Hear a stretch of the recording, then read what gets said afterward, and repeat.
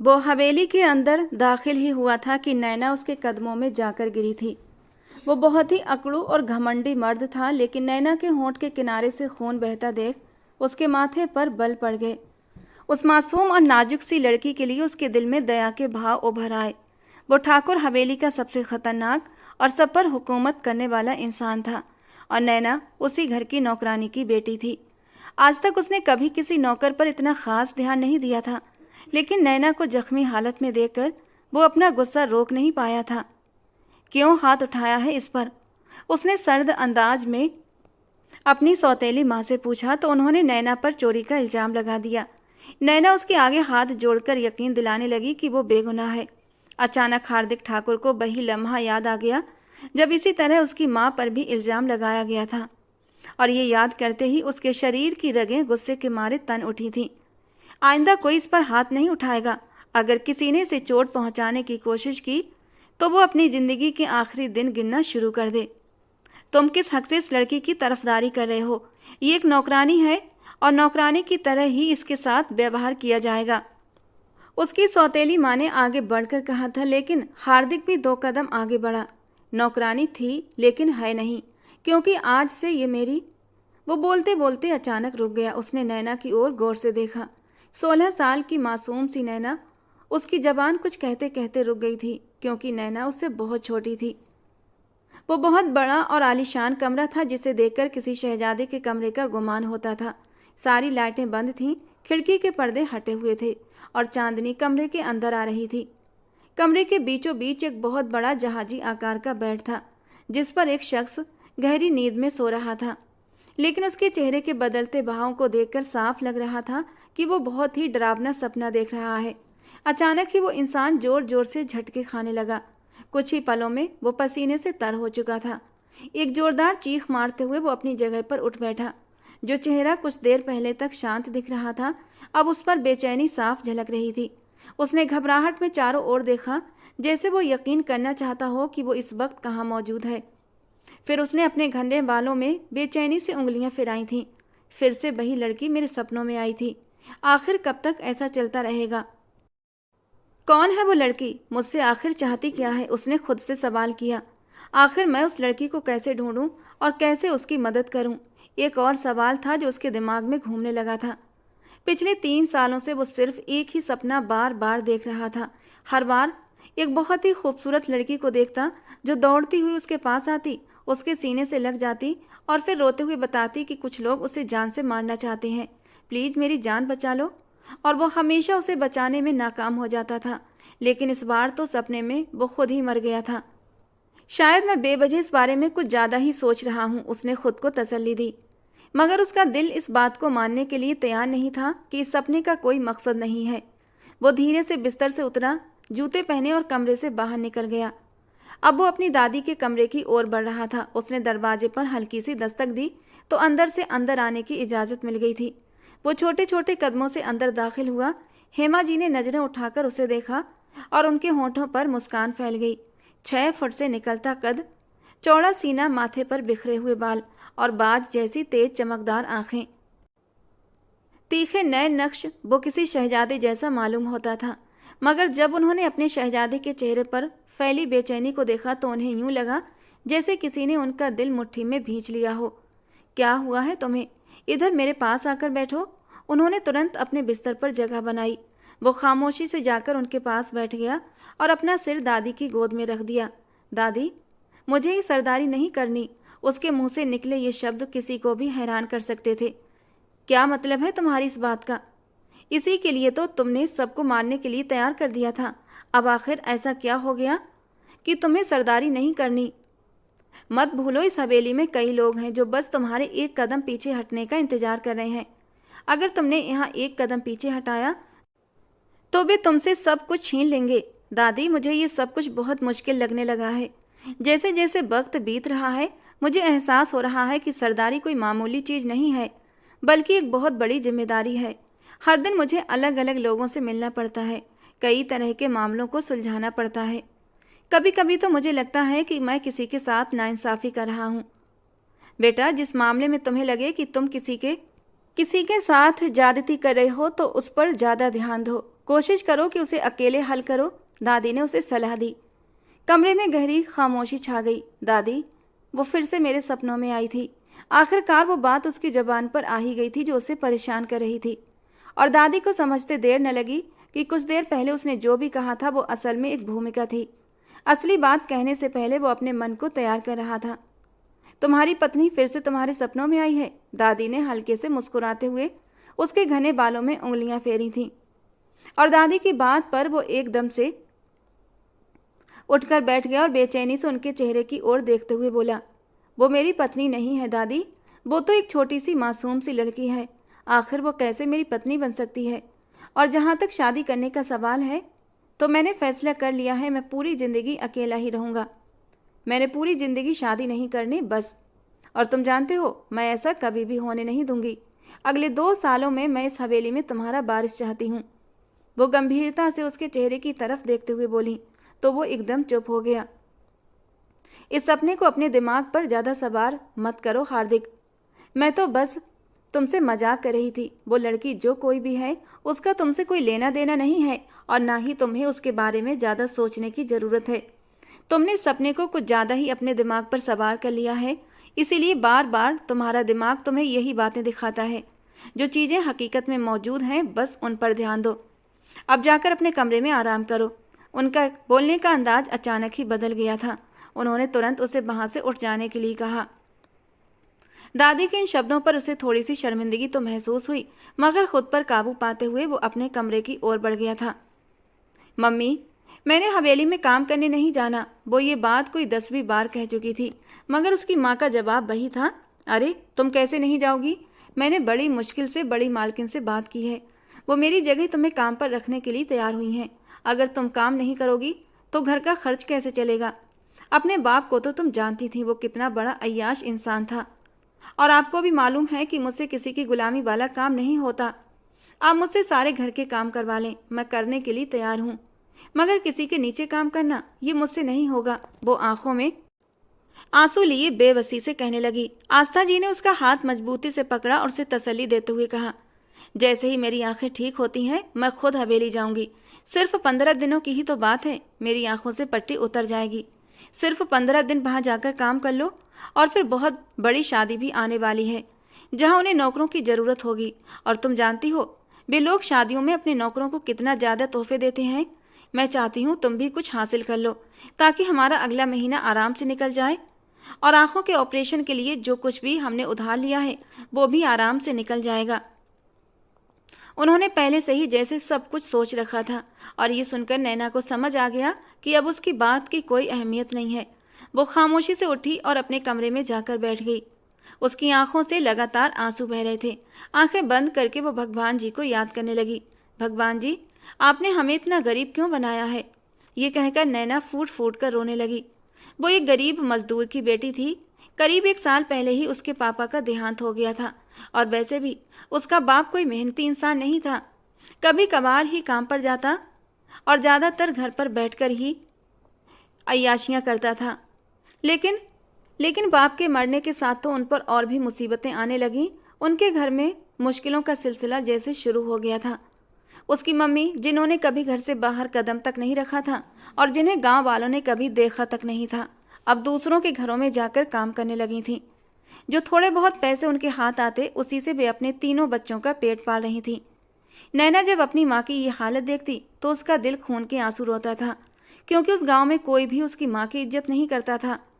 गांव के सब लोग उसके साथ बुरा बर्ताव करते थे, सिर्फ इसलिए कि वो अकेली अपने बच्चों की परवरिश कर रही थी। गांव के मर्द उसे अजीब नज़रों से देखते और कई बार तो उसने अपने घर में ऐसे मर्दों को आते देखा था जो उसकी माँ को ऐसी ऐसी बातें कहते और उसे लगता कि काश ज़मीन फट जाए और वो उसमें समा जाए। आस्था जी की आंखों में भी आंसू आ जाते। उनके बस में नहीं था, वरना ऐसे मर्दों को मुंह पर चप्पल मार कर घर से निकाल दें। लेकिन उनकी इतनी हैसियत नहीं थी कि गांव के मर्दों से निपट सकें। वो ज़्यादातर घर का दरवाज़ा अंदर से बंद करके रखती थीं, अपने काम से काम रखती और अपने घर में ही बंद रहती। नैना के 2 भाई थे मगर काम करने से मजबूर थे। एक भाई बीमार रहता था जिसकी वजह से वो कोई काम नहीं कर सकता था, जबकि दूसरा भाई अभी बहुत छोटा था। जो कुछ भी करना था वो नैना और उसकी माँ को ही करना था। नैना की माँ ने उसे गांव वालों की नज़रों से बहुत समय तक छिपा कर रखा था, क्योंकि वो बेहद खूबसूरत थी। अगर कोई उसे एक बार देख लेता तो उसका दीवाना हो जाता। आस्था जी जानती थीं, अगर उनकी बेटी की खूबसूरती गांव के अय्याश मर्दों की नज़र में चढ़ गई तो वो उसे छोड़ेंगे नहीं, और इसीलिए वो अपनी बेटी को हमेशा छुपा कर रखती थी। जब भी नैना घर से बाहर निकलती तो आस्था जी उसे पूरी तरह ढककर निकालती थीं। लेकिन अब आस्था जी की मजबूरी बन गई थी। कुछ दिनों पहले ही उनकी आंखों का ऑपरेशन हुआ था और डॉक्टर ने उन्हें सख्ती से मना कर दिया था कि 15 दिन तक अपनी आंखों पर लगी पट्टी ना हटाएं और इस दौरान कोई भी नज़दीक का काम ना करें। अब जो करना था वो नैना को ही करना था। न चाहते हुए भी उसने माँ की जगह हवेली में काम करने का फैसला कर लिया और फिर शाम के वक्त एक बड़ी सी चादर ओढ़कर वो अपने भाई के साथ घर से बाहर निकली। उसके चेहरे पर बार बार पसीने की बूंदें उभर रही थीं। जब उसके भाई ने उसकी ये हालत देखी तो उसे तसल्ली देते हुए बोला, फिक्र मत करो, वहाँ कोई भूत नहीं है, वहाँ भी तुम्हारी और हमारी तरह इंसान ही रहते हैं, वे तुम्हें खा नहीं जाएंगे। इस पर नैना ने गुस्से से उसे घूरा और बोली, तुम जानते हो कि मैं इस वजह से परेशान नहीं हूँ। मुझे डर है कि कहीं मालकिन मुझसे कोई गलत बात न कह दें, और तुम जानते हो कि मैं कुछ भी गलत बात बर्दाश्त नहीं कर सकती। लेकिन मेरी बहन, यहाँ तुम्हें सब कुछ बर्दाश्त करना होगा, क्योंकि हम उन्हें लौटकर जवाब नहीं दे सकते, और अगर तुमने उनसे बदतमीजी की तो याद रखना, वे हमारे पूरे परिवार को नहीं छोड़ेंगे। उन्होंने बड़ी मुश्किल से मम्मी को हवेली में काम पर रखा था, और अब मम्मी अपनी गैर मौजूदगी में तुम्हारी सिफारिश करने के लिए न जाने कितनी औरतों की मिन्नतें कर चुकी हैं। हम पर रहम करना और किसी भी तरह की कोई उल जलूल हरकत मत करना। सुनील उससे छोटा था, मगर इस वक्त किसी बड़े भाई की तरह उसे नसीहतें दे रहा था। नैना मुंह बनाते हुए बोली, फिक्र मत करो, मैं तुम्हारे सरदार साहब को कुछ भी नहीं कहूँगी। तो मेरे सरदार साहब को कुछ कह भी नहीं सकती, वरना वो तुम्हें उठाकर ऐसी जगह फेंक देंगे जहाँ से तुम्हारी वापसी नामुमकिन हो जाएगी। इसी तरह एक दूसरे से नोक-झोंक करते हुए वो दोनों हवेली के अंदर दाखिल हो गए। नैना ने अपने चेहरे को बड़े से घूंघट से ढका हुआ था, क्योंकि आस्था जी ने उसे खास तौर पर समझाया था चेहरे से घूंघट मत हटने देना। और जब छोटी मालकिन ने उसे देखा तो उनके होठों पर एक तंज भरी मुस्कान फैल गई। लड़की, ज्यादा शरीफ बनने का नाटक मत करो हमारे सामने। इतना लंबा चौड़ा घूंघट पहनकर काम कैसे करोगी? बहुत देखी हैं तुम जैसी लड़कियां, 2 दिन में ही शराफत का चोला उतार कर फेंक देती हैं। ये सुनकर नैना को काफी बुरा लगा था, मगर यहाँ उसके जज्बातों की कदर कौन करने वाला था, इसीलिए उसने खामोश रहने में ही भलाई समझी। तो तुम हो कुम्हारन की बेटी, है ना? अपने लिए ऐसे शब्द सुनकर नैना को फिर से तकलीफ हुई थी, मगर उसने एक भी शब्द नहीं कहा। तुम तो जानती हो कि तुम्हारी माँ इस हवेली के सारे काम संभालती थी, यहाँ तक कि उसने रसोई भी देख रखी थी। तुम्हें हवेली के बाकी काम नहीं करने, सिर्फ खाना बनाना है। मैंने सुना है तुम्हारे हाथ का खाना बहुत स्वादिष्ट होता है। जी मालकिन, आपने सही सुना है। ये पहली बात थी जो उसने यहाँ आने के बाद कही थी। अच्छा हुआ, मैं तुम्हें हर रोज का मेन्यू बता दिया करूँगी। फिलहाल तो तुम रात का खाना बनाओ, ताकि मैं देख सकूं कि तुम्हारी माँ ने तुम्हारे बारे में कितना सच बोला है और तुम अपने वादे की कितनी पक्की हो। ये कहकर उन्होंने हाथ से इशारा किया, जिसका साफ मतलब था कि अब मेरी नज़रों के सामने से दफा हो जाओ। उन्होंने कोमल को हिदायत दी कि वो नैना को सब कुछ समझा दे। कोमल भी इसी हवेली में काम करने वाली एक कम उम्र की लड़की थी। वो नैना को लेकर बाहर चली गई और थोड़ी ही देर में उसे सब कुछ समझा दिया। अब दोनों के बीच आम बातचीत भी होने लगी और जल्दी ही दोनों में अच्छी दोस्ती हो गई। नैना लोगों से जल्दी ही घुल मिल जाती थी। तुम्हें पता है यहाँ की सबसे खूबसूरत चीज़ कौन सी है? कोमल ने नैना की आंखों में आंखें डालते हुए उत्सुकता से पूछा। नैना ने भी जिज्ञासा से उसे देखा और बोली, कौन सी? साथ ही उसकी नज़रें चारों ओर घूमने लगी थीं, मानो उस चीज़ को तलाश रही हों जिसका कोमल जिक्र कर रही थी। यहाँ के सरदार साहब। कोमल का जवाब सुनकर नैना ने गुस्से से उसे घूरा, तो वो खिलखिलाकर हंसते हुए बोली, क्या तुमने कभी सरदार साहब को देखा है? नहीं, मैंने उन्हें कभी नहीं देखा और ना ही उन्हें देखने का कोई शौक है। मुझे गरीबों पर हुकूमत करने वाले और जालिम लोग बिल्कुल भी पसंद नहीं हैं। नैना, तुम भी मेरी तरह गलतफहमी का शिकार हो। वो जालिम जरूर है, मगर सिर्फ जालिमों के लिए। हम गरीबों के लिए तो वो किसी देवता से कम नहीं है। तुम नहीं जानती, जब से मैं यहाँ आई हूँ उन्होंने हर तरह से मेरी मदद करने की कोशिश की है। जवाब में उन्होंने तुमसे कुछ तो मांगा होगा ना? ये बात नैना की जबान से अचानक फिसल गई थी, लेकिन कोमल ने उसकी बात का बुरा नहीं माना, बल्कि उसके होठों पर एक फीकी सी मुस्कान आ गई थी। अगर वो मुझसे कुछ मांग लेते तो मैं खुशी खुशी उन पर अपना सब कुछ वार देती। मेरा तो ये जीवन ही सफल हो जाता। मुझे और क्या चाहिए था। कोमल की आंखों में बोलते बोलते एक बीरानी सी उतरने लगी थी। अब की बार हैरान होने की बारी नैना की थी। क्या मतलब है तुम्हारी इस बात का? नैना बेचैनी से पूछने लगी। मतलब साफ है नैना, मैं सरदार हार्दिक ठाकुर साहब से बहुत मोहब्बत करती हूँ। मैं जानती हूँ कि इस मोहब्बत में मेरे लिए सिर्फ तकलीफ और दर्द ही है। मैं ये भी जानती हूँ कि मैं उन्हें कभी हासिल नहीं कर सकती, लेकिन मैं अपने दिल को कैसे समझाऊं जो हर वक्त उनके लिए तड़पता रहता है। तुम्हें पता है, मैं रोज भगवान से उन्हें मांगती हूँ कि भगवान तू सरदार को मेरी किस्मत में लिख दे। बात करते करते कोमल ने अपनी नजरें झुका ली थीं। उसकी आंखों में आंसू तैरने लगे थे।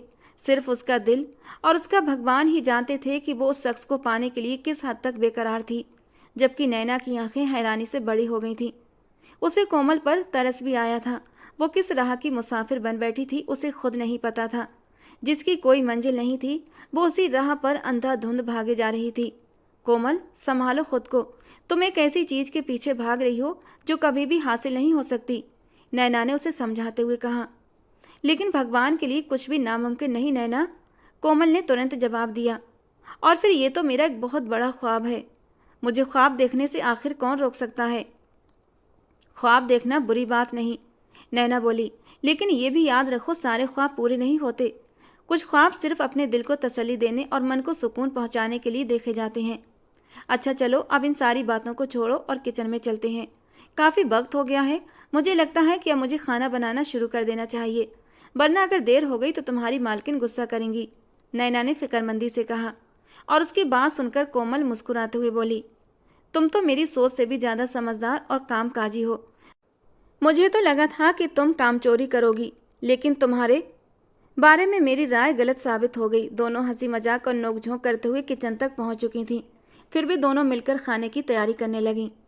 नैना की माँ ने 12 साल की उम्र से ही उसे खाना बनाने में निपुण कर दिया था और वो बहुत अच्छा खाना बनाती थी। आज भी नैना ने दिल लगाकर खाना बनाया था। उसकी पूरी कोशिश थी कि उसके हाथ का बना खाना हवेली के सभी लोगों को पसंद आ जाए, ताकि उसे यहाँ पर काम करने की इजाज़त मिल सके। सभी लोग इस वक्त डाइनिंग टेबल पर इकट्ठा थे और हार्दिक ठाकुर का इंतजार कर रहे थे, जो आज थोड़ा देर से आ रहा था। वो जल्दबाजी में डाइनिंग रूम में दाखिल हुआ और सब लोगों से माफ़ी मांगते हुए बोला, माफ़ कीजिएगा, एक बहुत ही अहम केस में फंस गया था। मैं उसे ही देख रहा था। गिरीश ठाकुर ने उसे गुस्से से घूरा। उसकी आंखों में इस वक्त अजीब सी आग भड़क रही थी। ऐसा लग रहा था जैसे वो हार्दिक ठाकुर को जिंदा निगल जाएगा, मगर हार्दिक इस बात से पूरी तरह अनजान अपनी कुर्सी पर बैठ चुका था। अब सब लोग उसके खाने का इंतजार कर रहे थे। हवेली में ये पुराना रिवाज था कि जब तक वो पहला निवाला न खा लेता तब तक कोई भी खाने को हाथ नहीं लगाता था। खैर, हार्दिक ठाकुर ने पहला निवाला लिया, लेकिन अगले ही पल वो ठहर गया। छोटी मालकिन उसके चेहरे की ओर बेचैनी से देख रही थी और चिंता से पूछने लगी, क्या हुआ? तुम्हें खाना पसंद नहीं आया? उसकी बात सुनकर हार्दिक ने तेजी से सिर हिलाया। नहीं, मैंने इससे पहले इतना टेस्टी खाना नहीं खाया। ये किसने बनाया है? उसको तुरंत मेरे सामने बुलाया जाए। नैना थोड़ी देर पहले ही अपने घर जाने के लिए निकल चुकी थी। उसे अंदाजा नहीं था कि उसका बनाया खाना सरदार साहब को इतना पसंद आएगा कि वो उसे इनाम देने के लिए तैयार हो जाएंगे। अगर उसे इस बात का अंदाजा होता तो शायद वो थोड़ी देर वहीं रुक जाती। मेघा जी ने कोमल को आवाज़ दी तो कोमल मासूमियत से बोली, बड़ी मालकिन, वो तो यहाँ से चली गई है। कोई बात नहीं, तुम पैसे मुझे दे दो, मैं कल उसे दे दूंगी। माँ की बात सुनकर हार्दिक ने उन्हें अजीब सी नज़रों से देखा और सख्त अंदाज में बोला, नहीं, मैं खुद ही उसे अपने हाथों से इनाम दूंगा, आपकी ज़रूरत नहीं है। रूखे अंदाज में बात करने के बाद उसने बाकी सबको भी खाने की शुरुआत करने के लिए कह दिया। वो आमतौर पर थोड़ा सा खाना खाकर ही उठ जाता था, लेकिन आज उसने भरपेट खाना खाया था। उसका मूड भी अचानक से बहुत अच्छा हो गया था। हार्दिक ठाकुर की दादी यानी मेघा जी और बाकी घर वाले भी नई नौकरानी के आने से काफ़ी खुश थे। रात का वक्त था। नैना छत पर टहल रही थी जब उसे महसूस हुआ कोई पीछे से आकर खड़ा हुआ है। उसने अचानक पलट कर देखा तो वहाँ चांदनी खड़ी थी, जो नैना के पड़ोस में ही रहती थी। अरे नैना, तुम तो दिन ब दिन और भी खूबसूरत होती जा रही हो। कौन सा मंत्र पढ़कर फूंकती हो, हमें भी बता दो। चांदनी ने प्यार से नैना के सफ़ेद और गुलाबी चेहरे पर हाथ रखते हुए कहा, तो नैना भी खिलखिलाकर जोर से हंस पड़ी थी। हंसने से उसके गालों पर पड़ने वाले डिंपल उसे और भी खूबसूरत बना गए थे। जबानी तुम पर टूटकर बरस रही है नैना, वो फिर से बोली। अच्छा बस बस, बहुत हो गई तारीफें। ये बताओ तुम रात के इस पहर यहाँ क्या कर रही हो? अगर मम्मी ने देख लिया तो तुम्हें बहुत डांट पड़ेगी। यहाँ से चली जाओ, मैं नहीं चाहती कि कोई तुम्हें कुछ भी कहे। नैना ने चिंता से उसे देखा। सब लोग मुझे हमेशा डांटते ही रहते हैं, अब तो मुझे सब लोगों के डांट की आदत हो गई है। और जहाँ तक तुम्हारी माँ की बात है तो मुझे पता है उनकी आंखों पर पट्टी बंधी हुई है, कुछ दिनों तक वो देख नहीं सकती, चांदनी बोली थी। चांदनी नैना के मोहल्ले में ही रहती थी। वो ना तो पूरी तरह मेल थी और ना ही पूरी तरह फीमेल। वो एक थर्ड जेंडर थी। इसी वजह से लोग उसे नापसंद करते थे और उससे नफरत जताते थे, मगर सिर्फ नैना थी जो उससे मोहब्बत करती थी। न जाने क्यों चांदनी उसे अपने दिल के बहुत करीब महसूस होती थी। उनकी दोस्ती उस दिन हुई थी जब नैना ने चांदनी को आवारा लड़कों से बचाया था। एक दिन कुछ आवारा लड़के चांदनी को परेशान कर रहे थे।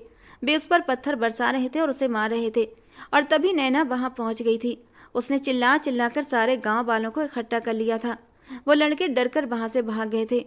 उस दिन नैना अपने भाई के साथ थी और नैना ने चांदनी को समझाया था कि दोबारा कभी भी ऐसी सुनसान जगहों पर अकेले मत जाना जहां तुम्हें डर लगे कि कोई तुम्हें तंग कर सकता है। इसके बाद चांदनी रोज ही उसके घर आने लगी थी। वो भी उसकी ही उम्र की थी। उसके अपने घर वाले उससे बहुत नफरत करते थे और हर महीने के बाद उसे घर से निकाल देते। यूं वो शहर चली जाती, वहां नाच गाने से थोड़े पैसे कमा लेती और फिर वापस लौट आती। जब वो पैसे घर लाती तो उसकी माँ फिर से खुश हो जाती और कुछ दिनों के लिए उसे अपने घर में रखने को तैयार हो जाती। अभी कुछ दिनों पहले ही वो शहर गई थी और वहां से एक मोटी रकम लेकर वापस आई थी। उसने अपनी जेब से 1000 रुपये निकाले और नैना के हाथ में रख दिए। इतने ज्यादा पैसे देखकर नैना परेशान हो गई। वो बोली, ये मुझे क्यों दे रही हो, मैं इनका क्या करूं? चांदनी मुस्कुराते हुए बोली, ये मैंने तुम्हारे लिए कमाए हैं, तुम अपने लिए एक बहुत ही प्यारा सा जोड़ा बनवाना, नीले रंग का, क्योंकि नीला रंग तुम पर बहुत सूट करता है। और ये मेरा तुम्हारे लिए खास आशीर्वाद है। जिस दिन तुम ये जोड़ा पहनकर जाओगी उसी दिन तुम्हें तुम्हारी जिंदगी का राजकुमार भी मिल जाएगा। तुम्हें वैसा ही इंसान मिलेगा जैसा तुमने अपने ख्वाबों में देखा है। वो बहुत खूबसूरत होगा और सबसे बढ़कर वो तुम्हारे हुस्न का दीवाना हो जाएगा, तुम्हारी मोहब्बत में पूरा का पूरा डूब जाएगा। वो तुम्हारी ही तरह सोचता होगा, तुम्हारी ही तरह दूसरों की मदद करके खुशी महसूस करता होगा, तुम्हें अपनी ज़िंदगी में शामिल करेगा और तुम्हारी ज़िंदगी एकदम से बदल जाएगी। चांदनी उसे दुआएं देती जा रही थी, जबकि नैना हैरानी और बेचैनी से उसकी बातें सुन रही थी। क्या ये मुमकिन है कि एक आम सी गरीब लड़की को एक शहजादा मिल जाए? चांदनी ने प्यार से उसका हाथ थामा और बोली, तुम किसी शहजादी से कम नहीं हो और इस दुनिया में कुछ भी मुमकिन है। बस तुम्हें अपने भगवान पर यकीन रखना होगा। इतना कहकर चांदनी चुप हो गई और उठकर जाने लगी। नैना ने अचानक उसका बाजू पकड़ लिया। उसे अंदर ही अंदर कोई अजीब सा एहसास हो रहा था। उसे चांदनी का दिया हुआ आशीर्वाद बिल्कुल भी पसंद नहीं आया था, जैसे कुछ गलत होने वाला हो। तुम कहाँ जा रही हो? आज ना तो मुझसे बातें कर रही हो और ना ही मुझसे जिद कर रही हो कि मैं तुम्हारे साथ देर तक बैठूं, बल्कि आज तो तुम खुद ही जाने लगी। क्या तुम मुझसे नाराज हो? नैना ने बेचैनी से पूछा। चांदनी ने हल्के से मुस्कुराते हुए सिर हिलाया। मैं इस सारी दुनिया से नाराज हो सकती हूँ नैना, इस दुनिया से मुंह मोड़ सकती हूँ, सारी दुनिया के लिए बद्दुआ कर सकती हूँ, लेकिन मैं कभी भी तुम्हारे लिए बद्दुआ नहीं कर सकती। तुमने मुझे कभी ये एहसास नहीं होने दिया कि मैं तुमसे या बाकी लोगों से अलग हूँ। आज मैं एक बहुत ही लंबे सफ़र से वापस आई हूँ, मेरी तबीयत ठीक नहीं है, घर जाकर थोड़ा आराम करूँगी। इतना कहकर वो चुपचाप छत से कूदकर वहाँ से चली गई, जबकि नैना काफ़ी देर तक उस जगह को देखती रही जहाँ से चांदनी गई थी। साथ ही उसके दिमाग में चांदनी के कहे सारे शब्द घूमने लगे। उसके होंठों पर खुद ब खुद एक मुस्कान आई थी। उसने चांद को देखा जो इस वक्त उसके शहजादे के कमरे के बाहर भी मौजूद था और उसके कमरे को रोशन कर रहा था। अगले दिन जब वो सोकर उठी तो सबसे पहले उसने चांदनी के घर जाने का फैसला किया, मगर वहां जाकर उसे पता चला कि चांदनी रात से ही कहीं निकल गई थी। ये सुनकर उसका दिल बहुत बेचैन हो गया, क्योंकि आज से पहले कभी ऐसा नहीं हुआ था। वो लगातार यही सोचने लगी, आखिर वो कहाँ जा सकती है। उसने शहर में अपनी एक दोस्त के जरिए फ़ोन करवाया। ये नंबर खुद चांदनी ने ही उसे दिया था। अक्सर जब वो शहर जाया करती तो नैना इसी नंबर पर कॉल करके उसकी खैरियत मालूम कर लिया करती थी, मगर इस बार दूसरी तरफ से यही जवाब मिला कि चांदनी यहाँ नहीं आई। यही सब सोचते हुए वो हवेली चली आई थी। उसने वो कपड़े अपनी मासी को दे दिए थे ताकि वे सिलाई कर दें। वो जल्द से जल्द वो जोड़ा पहनने के लिए बेताब थी। अभी उसने किचन के अंदर कदम ही रखा था कि उसे अपनी मालकिन की आवाज़ सुनाई दी। उसने बेख्याली में एकदम से पलट कर देखा तो वहाँ कविता जी खड़ी थीं। वे उसे अजीबो-गरीब नज़रों से देख रही थीं। नैना बहुत हसीन थी, यहाँ तक कि उसका हुस्न हवेली की औरतों से भी बढ़कर था और यही बात कविता जी को बेचैन कर रही थी। वो छोटे छोटे कदम उठाती हुई इसके पास आई। उन्होंने फौरन नैना के हाथों को अपने हाथों में पकड़ लिया और उन्हें यूं महसूस हुआ जैसे उन्होंने नरम और मुलायम रुई को छू लिया हो। बेख्याली में उन्होंने पूछा, क्या तुम अपने घर में कोई काम नहीं करती? नैना ने फौरन सिर हिलाते हुए कहा, छोटी मालकिन, मैं घर में सिर्फ खाना बनाया करती थी, जिसका सामान भी मम्मी ही मुझे काट कर देती थी। दरअसल मम्मी ने मुझे बहुत ही लाड प्यार में पाला है। वो मुझसे कोई काम नहीं करवाती थी। अब जब मम्मी बीमार हो गई तो उन्होंने मुझे यहाँ भेज दिया है। वो बहुत ही सादगी से जवाब दे रही थी। ओह, लेकिन तुम्हें यहाँ पर बहुत सारे काम करने होंगे। कविता जी के कहने पर नैना ने हैरानी से कविता जी की ओर देखा, जिन्होंने कल ही तो कहा था कि उसकी जिम्मेदारी सिर्फ किचन तक सीमित होगी। मगर छोटी मालकिन, आपने तो कहा था कि मैं सिर्फ किचन का काम। इससे पहले कि वो कुछ और कहती, कविता जी का हाथ उठा और उसके चेहरे पर एक गहरा निशान छोड़ गया। ये उसके लिए बहुत ही हैरानी और बेइज्जती का दूसरा झटका महसूस हुआ था। नैना अविश्वास से कविता जी की ओर देखने लगी। खबरदार, अगर तुमने मेरे सामने जबान चलाने की कोशिश की तो तुम्हारी जबान गले से खींच लूंगी। उन्होंने उंगली उठाकर धमकाने वाले अंदाज में कहा तो नैना डर के मारे आंखों में आंसू लिए एकदम चुप हो गई। उसे समझ आ गया था ये औरत अपनी आदत से मजबूर है और उसकी यही आदत है कि वो हर बेबस पर जुल्म करती थी। चलो अब मेरी नज़रों के सामने से दफ़ा हो जाओ और जाकर सीढ़ियों की सफाई शुरू करो। कोमल, यहाँ आओ। उन्होंने गुस्से से चिल्लाते हुए कोमल को पुकारा था और कोमल, जो कि दरवाजे के पीछे छुपी खड़ी थी, तुरंत भागती हुई अंदर आई थी। जी छोटी मालकिन, आपने मुझे बुलाया। इसने आज पूरी हवेली की सफाई करनी है और तुम्हें इस पर नज़र रखनी है। ये कोई भी काम चोरी न करे। बात पूरी करके वे वहाँ से चली गईं, जबकि कोमल हैरानी से नैना से पूछने लगी, क्या तुमने छोटी मालकिन के साथ कोई बदतमीजी की है? जबकि नैना ने तुरंत सिर हिलाकर मना कर दिया। तो फिर उन्होंने तुम्हें सज़ा क्यों दी? वो खुद भी हैरान थी। चिंता मत करो, मैं भी तुम्हारे साथ हवेली की सफाई करवा दूंगी। तुम अपना दिल छोटा मत करना। उन्होंने सफाई की शुरुआत सीढ़ियों से की थी और इसी बीच हार्दिक ठाकुर थोड़ी देर पहले ही उठा था। उसके सिर में तेज दर्द हो रहा था। आज उसने डेरे पर जाने का इरादा भी रद्द कर दिया था। वो पूरा दिन हवेली में ही बिताना चाहता था। नैना सीढ़ियाँ साफ कर चुकी थी और अब लॉन्ज की सफाई कर रही थी जब उसने छोटे छोटे कदमों से नीचे उतरना शुरू किया। नींद पूरी न होने की वजह से उसकी आंखें बंद हो रही थीं। सिर दर्द के चलते उसने फैसला किया था कि वो पहले जाकर कॉफ़ी पिएगा और फिर सोने की दोबारा से कोशिश करेगा। लेकिन ये क्या, उसके कदमों के निशान फिर से उसी जगह बनते जा रहे थे जहाँ पर नैना ने अभी अभी कुछ ही देर पहले सफाई की थी। और ये देखकर नैना के दिल को कुछ हुआ। इतनी मुश्किल से तो उसने सफाई की थी और अब वो जहाँ जहाँ से गुजर रहा था वो फिर से पोंछा लिए उसके पीछे पीछे जा रही थी। अचानक उसने पलट कर देखा। नैना ने झट से अपनी गर्दन झुका ली। ए लड़की, तुम यहाँ क्या कर रही हो? उसने रौबदार आवाज़ में पूछा। उसे सामने खड़ी लड़की एक मासूम बच्ची सी महसूस हुई थी। गर्दन झुकाने की वजह से वो उसका चेहरा साफ नहीं देख पाया था और ना ही हार्दिक ठाकुर को उसमें कोई दिलचस्पी थी।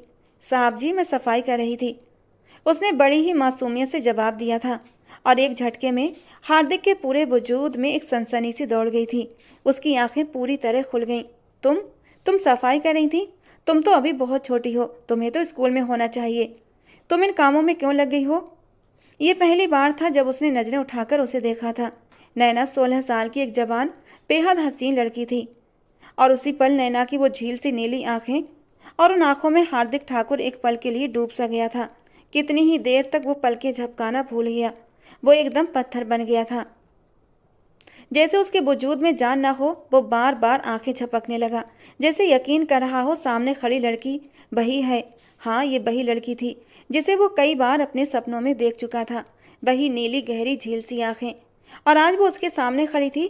उसने बेचैनी से अपनी आंखें मली और दोबारा देखा। शायद वो फिर से कोई सपना देख रहा है, लेकिन ना तो दृश्य बदला और ना ही वो लड़की उसकी आंखों के सामने से हटी। उसका दिल अचानक एकदम तेजी से धड़कने लगा। वो बिना कुछ कहे तेजी से वहां से निकल गया, जबकि नैना हैरानी से अपने साहब जी को देखती रही। कोमल ने उसके बारे में बड़ी बड़ी बातें की थीं। वो बहुत गुस्सैल है, किसी से सीधे मुंह बात नहीं करता। उसके चेहरे पर हमेशा गुस्से के भाव रहते हैं। मगर नैना ने तो उसकी आंखों में एक अजीब सा भाव देखा था, डर का भाव, बेचैनी का भाव। आखिर इतने बड़े आदमी को किस चीज़ का डर हो सकता था? उसने बेख्याली में सोचा और फिर अपने ख्यालों को झटकते हुए दोबारा सफाई में लग गई। वो समझ रही थी उसे सिर्फ किचन का काम करना होगा। वो उसकी सबसे बड़ी गलतफहमी साबित हुई थी। छोटी मालकिन उससे पूरे घर का काम करवाने लगी। बाकी नौकरानियां होते हुए भी हमेशा उसी को चुनती। जब वो काम करके फ्री होती तो उसका पूरा जिस्म दर्द से टूटा हुआ महसूस होता। रात के वक्त ही उसे थोड़ी सी राहत मिलती थी, जब वो अपने घर पर चैन से सो पाती थी। एक हफ्ता गुजर चुका था, अब सिर्फ 8 दिन और बचे थे जो उसे किसी तरह काटने थे। जिस शादी का लालच देकर उसकी माँ ने उसे हवेली भेजा था, वो शादी भी अब पोस्टपोन हो चुकी थी।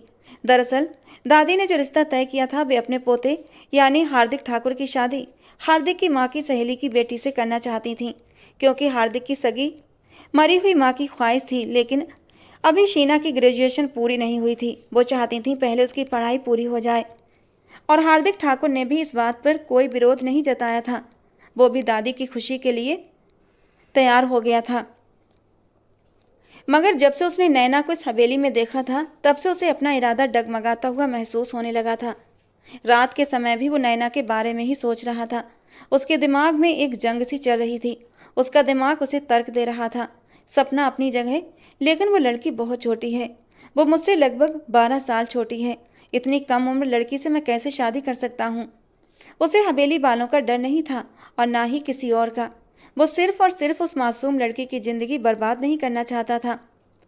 मालकिन अब नैना को हवेली में ही रोक लेती थीं। वो कोमल के साथ हवेली के पिछले कमरे में ही रह रही थी। उस रात फिर से हार्दिक ठाकुर का दिल घबराने लगा। वो अपनी जगह से उठा और टहलने के इरादे से लॉन में चला आया। वहीं उसे किसी के सिसकने की आवाज़ सुनाई दी। ऐसा लग रहा था जैसे कोई औरत तड़प तड़प कर रो रही थी। उसका दिल डूबने लगा। वो उस जगह पर गया जहाँ से आवाज़ आ रही थी। वहाँ जाकर देखा तो वो कोई और नहीं बल्कि नैना थी। उसने अपना सिर अपने घुटनों पर रखा हुआ था और उसकी आंखों से लगातार आंसू बह रहे थे। वो इस सब से थक चुकी थी। उसने बेबसी से अपने हाथों पर नजर डाली। चांदनी रात में उसे अपने हाथों पर कई छाले साफ नजर आ रहे थे। ये छाले वो तो देख सकती थी, लेकिन उसकी माँ नहीं। वो जैसे तैसे करके अपनी माँ की तकलीफ को बांटना चाहती थी, उन्हें कुछ बताना नहीं चाहती थी। ये सोचकर अब वो और भी जोर जोर से रोने लगी। क्या हुआ तुम्हें? किसी ने कुछ कहा है? मर्दानी आवाज़ सुनकर उसने अचानक नजरें उठाईं। चांद की हल्की रोशनी में उसकी लाल आंखें देखकर हार्दिक ठाकुर को अपना दिल डूबता हुआ महसूस हुआ। ऐसा नहीं था कि उसने पहले हुस्न नहीं देखा था। उसने नैना से भी ज़्यादा हसीन लड़कियां देखी थीं, मगर इस लड़की में एक अजीब सी कशिश थी जो उसे अपनी ओर खींच रही थी। शायद कुछ सपनों का भी असर था कि अब वो कुछ ज़्यादा ही इस लड़की के बारे में सोचने लगा था। सरदार साहब की आवाज़ सुनकर नैना ने झट से सिर हिलाया और अपने आंसू जल्दी जल्दी पोंछने लगी। उससे पहले कि वो वहां से उठकर जाती, हार्दिक ठाकुर ने मजबूती से उसका हाथ पकड़ लिया। वो खुद अपनी इस हरकत पर हैरान था। उसकी आंखों में देखते हुए वो ठोस शब्दों में बोला, मैं इस हवेली का बेटा जरूर हूँ, लेकिन याद रखना मैं इस हवेली का सरदार भी हूँ। अगर तुम मुझे नहीं बताओगी तो मैं खुद पता लगवा लूँगा, और फिर उसके बाद न सिर्फ तुम्हें सजा दी जाएगी बल्कि उस इंसान को भी सजा मिलेगी जो तुम पर जुल्म कर रहा है। और उसकी ये बात सुनकर नैना और भी जोर जोर से रोने लगी। हार्दिक ठाकुर का दिल कर रहा था वो उसका सिर अपने सीने पर रख ले और उसके आंसू बहुत ही प्यार से साफ करे, मगर ये सिर्फ एक इच्छा थी। अभी ना तो उसका कोई हक था, ना ही वो इस लड़की को किसी गलतफहमी में डालना चाहता था। सरदार साहब, छोटी मालकिन मुझ पर बहुत जुल्म करती हैं। मुझे नहीं पता कि वो मुझसे इतनी नफरत क्यों करती हैं, लेकिन जब से मैं यहाँ आई हूँ उन्होंने मेरे साथ बहुत बुरा बर्ताव किया है। मैं तो अपनी तरफ से पूरी कोशिश करती हूँ कि अपना काम ठीक से करूँ, मगर फिर भी वो मुझे मारती हैं। अगर ये कहा जाए कि वो मुझे मारने के बहाने ढूंढती हैं तो इसमें कुछ भी गलत नहीं होगा। मैंने तो उन्हें खुश करने के लिए हर तरह से कोशिश कर ली, मगर वे मुझसे कभी खुश नहीं होती। ये कहते हुए नैना ने अपने हाथ आगे किए। आज उन्होंने मुझसे पूरे दिन कुएं से पानी निकलवाया था, जबकि हवेली में और भी नौकर मौजूद थे, मगर ये काम उन्होंने सिर्फ और सिर्फ मुझसे ही करवाया। ये कहते ही वो फिर से रोने लगी।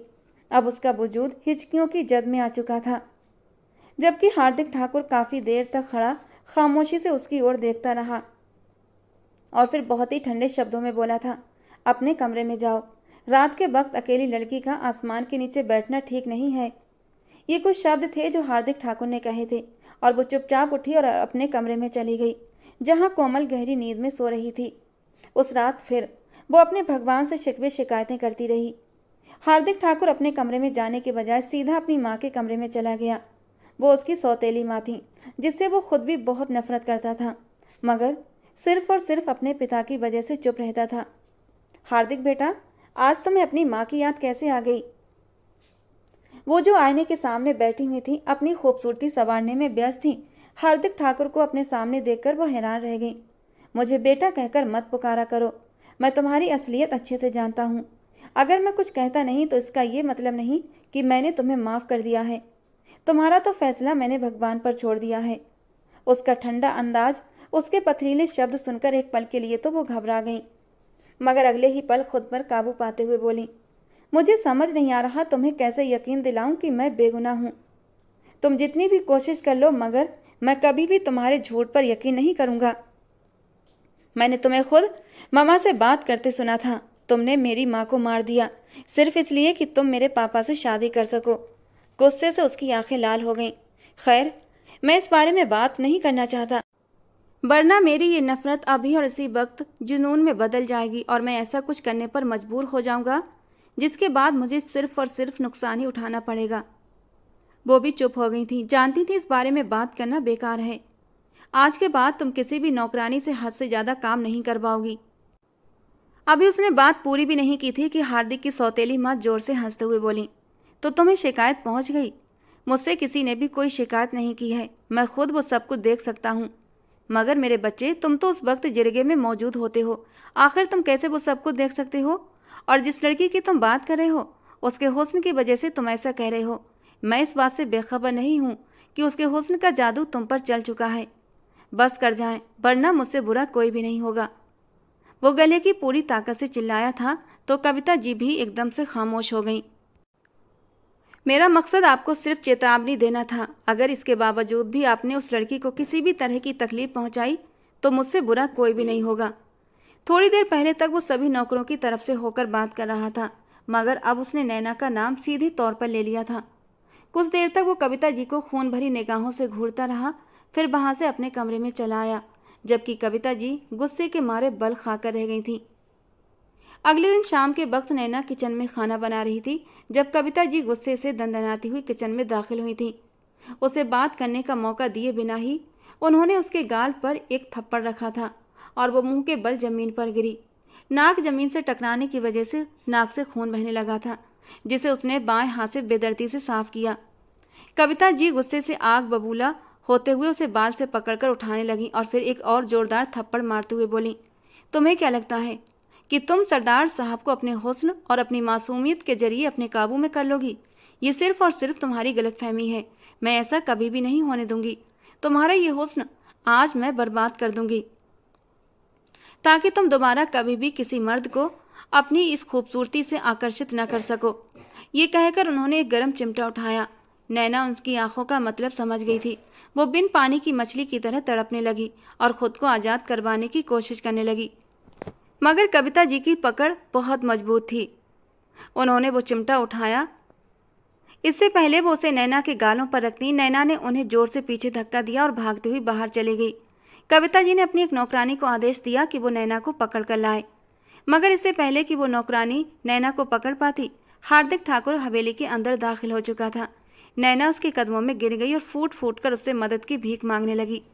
जो कुछ भी कविता जी उसके साथ करने वाली थी, वो सब कुछ उसने हार्दिक को बता दिया। हार्दिक की आंखों में गुस्से की तेज लहर उठी थी, लेकिन उसने कविता जी की ओर एक बार भी नहीं देखा था, बल्कि मजबूत कदमों से संध्या मासी के पास पहुंचा, जो इस हवेली में बरसों से काम कर रही थी। भगवान का नाम लेकर मुझे सच बताओ, मुझे जवाब दो, क्या ये सच है? इससे पहले वो कुछ कहती, कोमल बीच में बोल पड़ी, छोटे साहब ये सच है। हार्दिक ठाकुर उसकी हिम्मत पर खुलकर मुस्कुराया था। उसने अपनी जेब से बटुआ निकाला और कोमल के हाथ पर रखते हुए कहा, ये तुम्हारा इनाम है। कोमल ने बेचैनी से बटुआ खोला जो नोटों से भरा हुआ था। उसका चेहरा खुशी से चमक उठा। आखिर इस लड़की में ऐसा क्या है कि तुम हमेशा इसकी साड़ लेते हो? कविता जी चिल्लाकर बोली थी। क्योंकि ये पीड़ित है और आप अत्याचारी हैं, जालिम हैं। आप जानती हैं मैं हमेशा दुखी और पीड़ितों का साथ देता हूँ, फिर भी आप मुझसे ये सवाल क्यों कर रही हैं? ये कहकर उसने कंधों से पकड़कर नैना को उठाया था और ठीक उसके सामने खड़ा होकर उसके चेहरे को देखने लगा। दूधिया सफ़ेद चेहरे पर थप्पड़ का निशान साफ दिखाई दे रहा था। डर से कांपते गुलाबी होंठ, आंसुओं से भीगी काली बड़ी बड़ी पलकों की झालर। इस वक्त वो मासूमियत की इंतहा पर थी। हार्दिक के दिल ने एक पल में ही नैना के लिए फैसला कर लिया था और फिर अगले ही पल वो बोला, जहाँ तक इस लड़की का सवाल है तो ये लड़की मेरी। बात करते करते वो अचानक खामोश हो गया। वो जज्बातों में भरकर कोई जल्दबाजी नहीं करना चाहता था। उसने खुद को संभाला, जबकि नैना भी हैरत से उसके चेहरे को देखने लगी। ये लड़की मेरी हवेली में काम करने वाली एक नौकरानी है। उसने बात पूरी की। ये कहते हुए जितनी तकलीफ उसके दिल को हुई थी सिर्फ वही महसूस कर सकता था। दूसरी तरफ न जाने क्यों नैना को भी ये शब्द अच्छे नहीं लगे थे। शायद वो भी कुछ और ही सुनने की उम्मीद कर रही थी। आज उसका इस हवेली में आखिरी दिन था। कल से उसकी माँ को ही काम पर वापस आना था। वो खामोशी से उस शाम हवेली से निकल गई। उसने कोमल से भी मुलाकात नहीं की थी। घर जाने के बाद उसका मूड बहुत ख़राब था और जब उसने अपनी माँ को अपने साथ गुजरे हालात के बारे में बताया तो वो भी परेशान हो गई। उसकी माँ को भी गुस्सा आ रहा था। वो तो सोच भी नहीं सकती थी कि हवेली वाले उनकी बेटी पर इतना जुल्म करेंगे। उन्होंने फैसला कर लिया कि वो अब इस हवेली में काम नहीं करेंगी। अब वो दूसरे गांव में बनी चौधरी की हवेली में काम करने के लिए जाने लगी थी। नैना को घर आए हुए लगभग 20 दिन हो चुके थे और ये 20 दिन उसने किस कदर बेचैनी से गुजारे थे ये वही जानती थी। कुछ ही दिनों बाद उसे पता चला हवेली में हार्दिक ठाकुर की शादी की तैयारियां हो रही हैं और ये सुनकर उसका दिल तेजी से धड़क उठा। उसकी आंखों में आंसू आ गए थे। वो खुद नहीं जानती थी आखिर उसे किस बात पर अफसोस हो रहा है। कच्ची उम्र की दहलीज थी। नई नई जवानी ने उस पर रंग रूप बिखेरा था। नई नई जवानी के जज्बात दिल में उबाल मार रहे थे। पहली पहली मोहब्बत का एहसास था, लेकिन वो इस एहसास को कोई भी नाम नहीं दे पा रही थी। वो हार्दिक ठाकुर से मोहब्बत कर बैठी थी और उस नादान को इस मोहब्बत का एहसास नहीं था। बस उस मोहब्बत की आग में अंदर ही अंदर झुलस रही थी। मैं क्यों हार्दिक ठाकुर के लिए इतना बेचैन हो रही हूँ? उनकी शादी की उम्र है तो शादी तो होनी ही है। उनके लिए तो बहुत ही खुशी की बात होगी और मैं हूँ कि उनकी शादी की खबर सुनकर आंसू बहाने बैठ गई। आखिर मैं हार्दिक ठाकुर के मुंह से कुछ सुनने के लिए बेचैन क्यों हूँ? क्यों मेरी ये बेचैन आंखें उनकी राह तकती हैं? उन्होंने मुझसे कोई वादा नहीं किया था। उन्होंने तो सिर्फ मेरे साथ हमदर्दी दिखाई थी। शायद वो इस हमदर्दी को कुछ और ही रंग दे बैठी थी।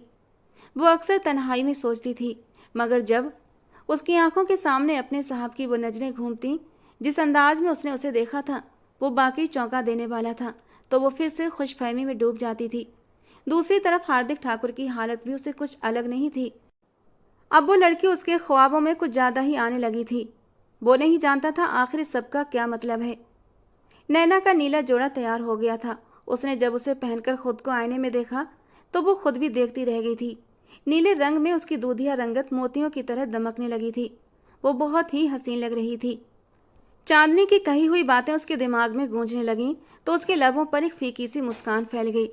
चांदनी ने तो कहा था कि जिस दिन वो ये जोड़ा पहनेगी उस दिन उसे उसके ख्वाबों का शहजादा मिल जाएगा, मगर उसके शहजादे का तो दूर दूर तक कोई नामो निशान नहीं था।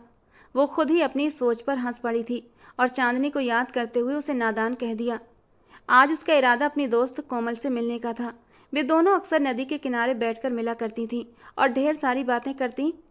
हार्दिक ठाकुर जो किसी पंचायत से वापस आ रहा था, जब उसने कोमल को नदी की ओर जाते देखा तो उसे नैना का ख्याल आ गया। अब वो ये तो जान चुका था कि उन दोनों में दोस्ती है और इस लड़की का दीदार करने के बहाने उसने भी अपनी गाड़ी का रुख नदी की ओर कर दिया। कोमल अपने साहब के जज्बातों को कुछ हद तक समझ चुकी थी, मगर उसे कोई तकलीफ नहीं थी, क्योंकि मोहब्बत पर किसी का जोर नहीं चलता और ना ही हम किसी को अपने दिल से मोहब्बत करने पर मजबूर कर सकते हैं। उसने खुद को तसल्ली दे ली थी और ये बात भी कबूल कर ली थी कि हार्दिक ठाकुर आसमान का चांद है और वो जमीन की खाक है और उन दोनों का मिलन नामुमकिन है, कभी नहीं हो सकता। और यही सोचते हुए उसने अपनी माँ के बताए रिश्ते पर हाँ कर दी थी। 1 महीने के बाद उसकी शादी भी होने वाली थी और ये खुशखबरी वो नैना को सुनाने वाली थी, लेकिन इससे पहले ही उसकी नज़र हार्दिक ठाकुर पर पड़ी थी। हार्दिक ठाकुर की नज़रों में वो नैना के लिए जज्बात देख चुकी थी और वो चुपके से वहाँ से साइड पर हो गई, क्योंकि वो खुद चाहती थी कि उसका साहब अपने दिल की बात उसकी दोस्त से कह दे। ये सब प्लान नहीं किया गया था, बल्कि ये सब अचानक ही हुआ था। कोमल साइड वाले रास्ते से निकल गई, जबकि वो नदी के किनारे पहुंच गया, जहां वो नीला जोड़ा पहने खुद नदी का ही एक हिस्सा लग रही थी। वो छोटे छोटे कदमों से चलता हुआ उसके करीब जाकर बैठ गया। चांदनी रात में नैना भी चांद की चांदनी ही लग रही थी। बेख्याली में उसने उसके हुस्न से नजरें चुरा लीं, जबकि नैना उसे यहाँ देखकर एकदम से हैरान रह गई। वो जल्दी से अपनी जगह से उठकर खड़ी हुई।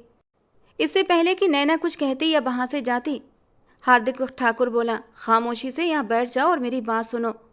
उसके शब्दों में इस वक्त एक अजीब सी बेचैनी थी, जिसे महसूस करते हुए नैना चुपचाप वहीं पर बैठ गई। मैं नहीं जानता कि क्यों भगवान ने मेरे दिल में तुम्हारे लिए इतनी मोहब्बत रख दी है। हकीकत तो ये है कि अब मैं तुमसे दूर रहने के बारे में सोच भी नहीं सकता। मैं ये भी जानता हूँ हमारी उम्र में बहुत फ़र्क है। मैं तुमसे बहुत बड़ा हूँ, इससे कोई फ़र्क नहीं पड़ता। इससे पहले कि वो कुछ कहता, नैना खुद ही बोल पड़ी। वो अपनी जल्दबाजी पर हैरान भी थी और शर्मिंदा भी हो रही थी। उसके इतनी तेजी से बोलने पर हार्दिक खिलखिलाकर हंसते हुए कहने लगा, यानी इसका मतलब आग दोनों तरफ बराबर लगी है? नहीं, ऐसी कोई बात नहीं है। वो तो मैं शर्म की वजह से उससे कुछ बोला ही ना गया, तो नैना ने जल्दी से नजरें चुराते हुए कहा था, सरदारनी साहिबा, आप जितना मर्जी क्यों ना कर लें, लेकिन आपकी जल्दबाजी ने मुझ पर सारे राज उजागर कर दिए हैं। वो खुलकर मुस्कुरा रहा था, उसे बाकी दिली खुशी महसूस हो रही थी। मैंने अपनी दादी से कल रात ही तुमसे शादी की बात की थी, मगर आपकी शादी तो किसी और से हो रही है। किसी को भी मेरी दुल्हन के बारे में अभी तक नहीं बताया गया। वो बाहर पढ़ाई कर रही थी, मगर कल रात ही उसने मुझे कॉल की। उसे मुझ में कोई दिलचस्पी नहीं है। वो अपने क्लास फेलो को पसंद करती है। उसने ये बात बहुत ही सामान्य अंदाज में कही थी, जबकि नैना हैरान होकर कहने लगी, कोई आपसे शादी से कैसे इनकार कर सकता है? ये सुनकर हार्दिक फिर से मुस्कुरा दिया और उसके सिर पर हल्के से हाथ रखते हुए कहने लगा, अभी ये तुमने दुनिया नहीं देखी है और ना ही तुम ज़्यादा लोगों से मिली हो।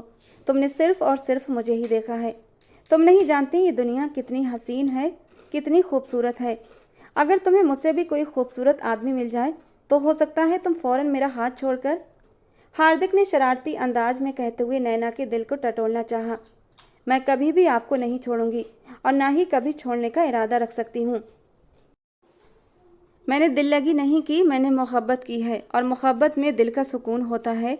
मोहब्बत में महबूब एक ही होता है, चाहे उसमें कितनी भी खामियां क्यों ना हो, चाहे वो कितना भी जालिम क्यों ना हो, फिर भी हमें उसमें अपना भगवान नजर आता है।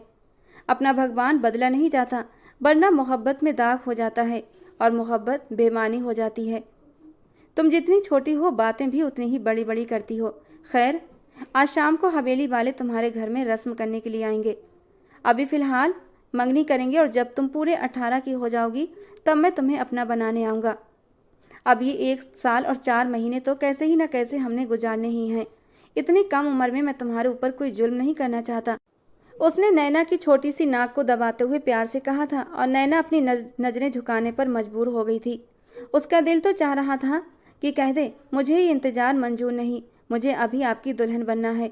लेकिन अब वो इतनी बेशर्म भी नहीं हो सकती थी कि मुंह फाड़कर अपनी शादी की बात हार्दिक ठाकुर से कर देती। मगर छोटी मालकिन, उसने अपने नए अंदेशे का इजहार किया। उस औरत की फिक्र मत करो, मैं उसे कोई अहमियत नहीं देता। मैंने पापा को उसकी हकीकत के बारे में सब बता दिया है और पापा ने उसे हवेली से बाहर निकाल दिया है। अब उसकी हमारी हवेली में कोई जगह नहीं है। तुम उस हवेली की नई सरदारनी होगी। दादी हर मामले में तुम्हारी मदद करेंगी, तुम्हें कोई भी परेशानी नहीं आएगी, और अगर कोई भी परेशानी आएगी तो तुम्हारे पास मैं हमेशा मौजूद रहूँगा। तुम्हें अगर कोई बात समझ में ना आए तो मैं तुम्हें समझाने के लिए वहाँ पर रहूँगा। गांव वाले क्या कहेंगे? नैना ने बोलना चाहा तो हार्दिक उसकी बात काटते हुए बोला, मैं अपने भगवान के अलावा किसी के सामने जवाबदेह नहीं हूँ। मैं तुमसे शादी कर रहा हूँ, जिसका हुक्म मुझे मेरे भगवान ने भी दिया है।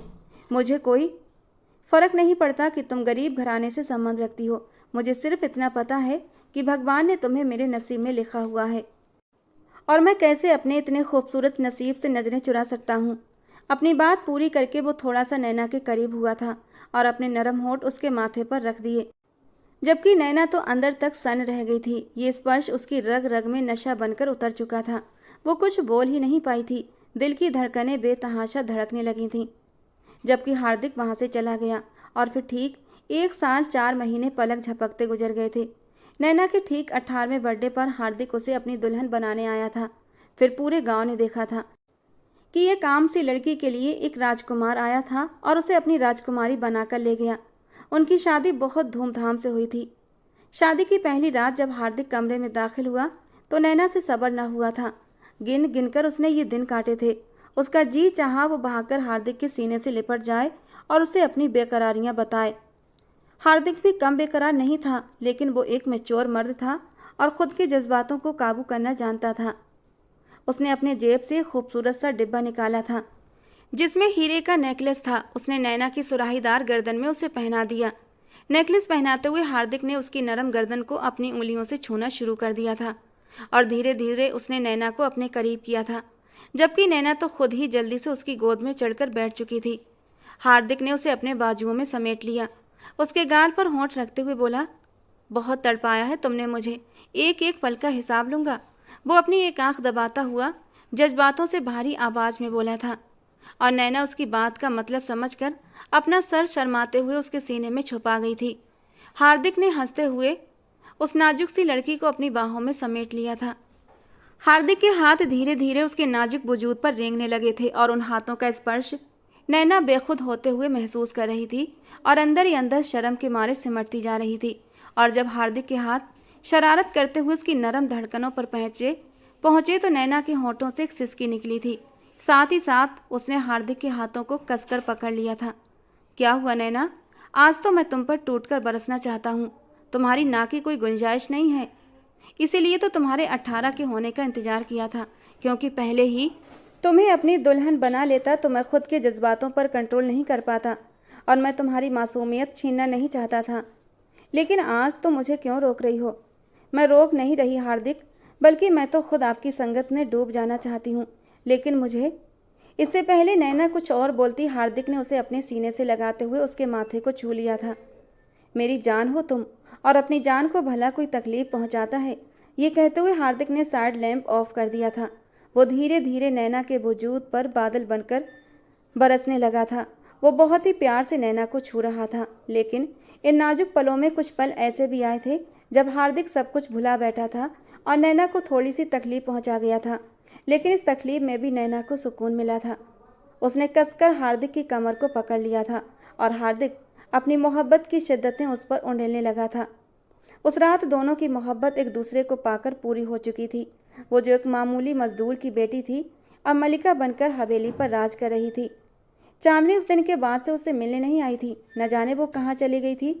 नैना दुआ करती थी कि वो जहाँ भी हो बस खुश हो। चांदनी का दिया हुआ आशीर्वाद पूरा हो चुका था। उसे बाकी उसका राजकुमार मिल चुका था। इस पर वो अपने भगवान का जितना भी धन्यवाद करती कम था। हर गुजरते दिन के साथ हार्दिक की मोहब्बत और भी जुनून पकड़ती जा रही थी और उसकी ये बेकरारी और जुनून देखकर सब लोग दांतों तले उंगली दबाते थे। अब उसे वो सपने आना भी बंद हो गए थे जिसमें नैना उसके सीने से लिपटकर मदद की गुहार लगाती थी। लेकिन वो अपने इन सपनों का रीजन जानना चाहता था। आखिर उसे नैना पहले से ही सपनों में दिखाई क्यों देती थी? और यही सब कुछ जानने के लिए हार्दिक एक दिन एक बाबा जी के पास गया था और बाबा जी ने उसके हाथ की रेखाएं देखते ही पहचान लिया था। बच्चे, ये तेरा पुनर्जन्म है। पिछले जन्म में तो इसी लड़की से मोहब्बत करता था, लेकिन पिछले जन्म में तुम एक दूसरे को पा नहीं सके थे। इससे पहले ही तुम्हारे दुश्मनों ने तुम्हें एक दूसरे से जुदा कर दिया था और अपनी अधूरी मोहब्बत पाने के लिए तुम लोगों ने दूसरा जन्म लिया था। और ये सब जानकर हार्दिक के दिल से सारे वहम, सारे डर निकल चुके थे। मोहब्बत सच्ची हो तो भगवान इस जन्म में नहीं तो दूसरे जन्म में हमें हमारी मोहब्बत से जरूर मिलाते हैं। 1 साल बाद उसने हवेली को हवेली का वारिस भी दे दिया था, जिससे कि उसकी अहमियत और भी बढ़ गई थी और हार्दिक ठाकुर पहले से भी ज़्यादा नैना का दीवाना हो चुका था। तो दोस्तों, आज की हमारी कहानी आपको कैसी लगी कमेंट बॉक्स में ज़रूर बताना। पसंद आई हो तो प्लीज़ लाइक करना। रोज़ एक नई और रोमांटिक कहानी सुनने के लिए हमारे चैनल को भी सब्सक्राइब करना।